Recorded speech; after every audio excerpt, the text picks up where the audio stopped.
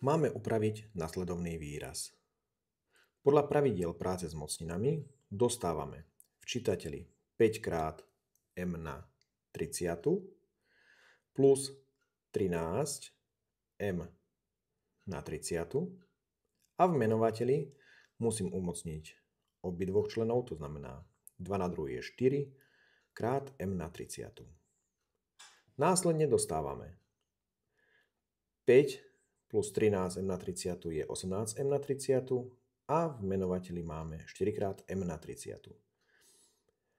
M na 30 sa nám vykráti, to je 1 a 18 so štvorkou tiež môžeme vykrátiť číslom 2. Dostávame 9 polovíc.